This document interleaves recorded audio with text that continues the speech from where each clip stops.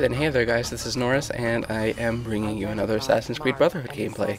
I am playing Assassinate on Pienza Night, and the persona that I am using is the Officer. Gonna get a quick lock on here and then just go for the First Blood. First Bloods are always nice, they help count towards variety and all that kind of stuff, so I know if someone is going after me, so I just quickly run into the church because the church is the greatest place of all time on this map or whatever. It's a very nice location to defend yourself in, so yeah, I managed to drop a smoke bomb and get off a poison. I guess I should mention this. I am actually playing with a friend of mine who is the Heliquin Lonsler. It was really nice to get a few games with him, and I think another friend, Loomer, joined in on the fun, I guess, a few games later, so it was nice to play with those guys. Shout out to those two, yeah. But, yeah, here I noticed that the courtesan is walking a bit funny, and she gets a stun, so just gonna assess the situation. It looks like there's another character or persona or player coming, so the courtesan actually runs my way, and I figured that she poisoned the Damarosa, so I figured I just might as well kill the courtesan, and then when the Prowler walks over, I kill him too, and just let the Damarosa die from poison. That's generally how you win in Assassinate, I guess you could say. It's not like that specific scenario, do that as much as possible. It's just put yourself in a situation to where you'd be able to get a kill, but get the kill, but make sure it doesn't put you in a position in which you can be killed. Because how you can score big in Assassinate, I guess, is to get quick kills, make sure they count towards your streak, and make sure you keep your streak going, because it doesn't really make much sense to get kills for a streak if you just end up dying and losing the streak entirely in the first place. So yeah, a bit of advice there. Let's see here. I actually posted a video about a week ago asking you guys what you wanted me to talk about in this next commentary, and I think the big things were discuss my opinions on the changes they made in Revelations, the things I'm looking forward to, the things I'm not looking forward to, other games I might be looking forward to. So yeah, I guess I could talk about that. I guess I can start off with the positive things first. I'll discuss single player first, since that's really the biggest reason why I buy these games. I don't buy them for the multiplayer, never have, probably never will. So yeah, biggest thing I'm looking forward to is definitely the advancement in the story. You know, the story is probably the big reason why I'm sticking with the series, because it's such a compelling, such an interesting story. I mean, I've always been interested in history as it is, and adding this new sci-fi twist to it just makes it all the more interesting for me, so yeah, that's really nice. And I guess another thing I'm looking forward to is the added gameplay mechanics that they did with the single player with the addition of the hook blade. It really changes up what you can do with the free running and the combat system, and I guess I should say this, I'm one of those people who really likes those types of games with those types of swordplay games that have like really fancy animations and all that kind of stuff, you know, almost sort of like acrobatic stuff where they're doing like flips and stuff and all that. So yeah, it's really nice that they've added that hook blade, because that already takes the animations that I like and sort of adds even more onto it, because yeah, I just like the cool animations and stuff. For multiplayer, I like the fact that they've reduced the animation time for stuns and all that kind of stuff. I mean, if you played with me, then you know how I go on and on about how they unnecessarily dragged out the stun animations and all that kind of stuff, and how it sets up other pursuers for easy kills when you're trying to stun another pursuer or whatnot. So yeah, I really like the fact that they reduced the stun animation time.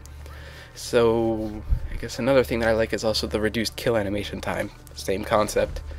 So same concept as the stun animation, and they only made it for low profile kills. So I guess they're sort of encouraging a more stealth-based gameplay that way, because that, along with the added reverse detection meter, means that really it seems like the best way to score points and all that kind of stuff in Revelations is to slowly sneak up to your target, stay in their line of sight for as long as possible before getting your kill and all that kind of stuff, and making sure that it's low profile, because it'll reduce the time, so that means you have more time to maybe drop an ability or react to someone else trying to maybe kill you as you're killing your target or something like that. So Yeah, that's really nice. I guess I should discuss the more negative factors about Revelations that I'm not looking forward to.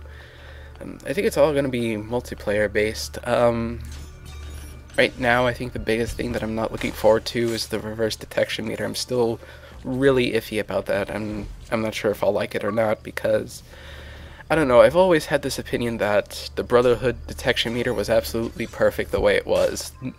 I'm pretty sure that you could like put a poll in like the forums or something, like when the game first came out, and it was like, is there anything you'd like to have changed about the detection meter? I'm pretty sure everybody would go, no, it's fine the way it is. Nobody has a problem with it or anything like that. So I'm rather interested as to why they changed it. Like I said, I guess it's because they wanted to emphasize more of the stealthy stalker-based gameplay and really reward that playstyle more. So yeah, I guess that's sort of the reasoning behind it. But yeah, I'm not really looking forward to it that much. It seems a little bit, I don't know, against my newly discovered playstyle that I've been playing with for like half of the duration of the game's release and whatnot. So let's see here, other things. I don't know, I'm just generally really looking forward to Revelations. The only real complaint that I might have about it is the reverse detection meter. I mean, the abilities look good. They look like they have their uses. They look like they are balanced well. I mean, everybody's having this big issue with teleport, but it has like a 90-second cooldown into 2.5-second activation time, so really you're not even going to be able to use it all that often in the game, and even when someone does use it, you still have the opportunity to maybe get a kill off if you can. I mean, I can picture some situations where it might really screw someone over, but there are situations I can imagine for every ability that could really screw people over, so whatever.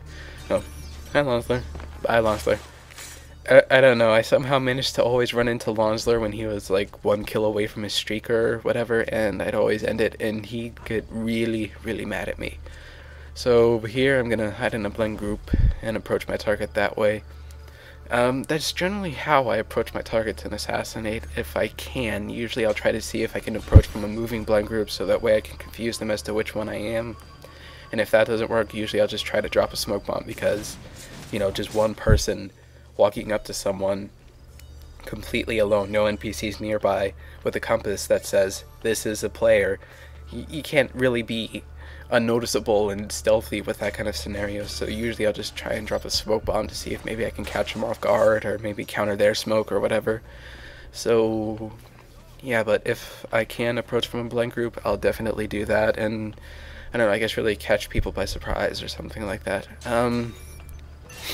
I guess you could describe my playstyle as that of, like, I don't know, a cobra or something like that. You know, they coil up and wait until their targets or enemies get close enough, and then once they're right in front of them or something, they lunge out and strike quickly and then recede back into a recoiled position waiting to strike.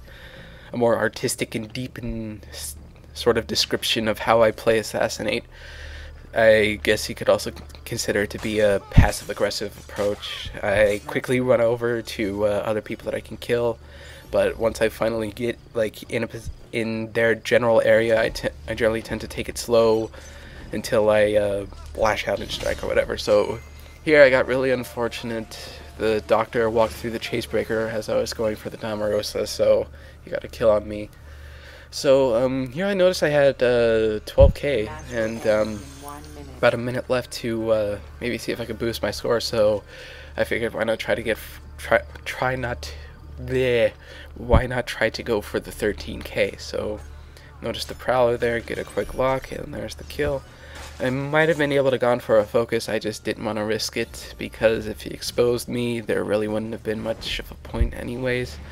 But here the blend group kind of went away, so I still have a smoke bomb, so I tried to use that, but he ended up climbing up a wall, so I just quickly locked onto him and killed him. And here the lock system kind of derps out. It takes up to the actual like 3rd attempt before it actually registers that I can lock on to Lonsler, so he manages to get the upper hand on me there.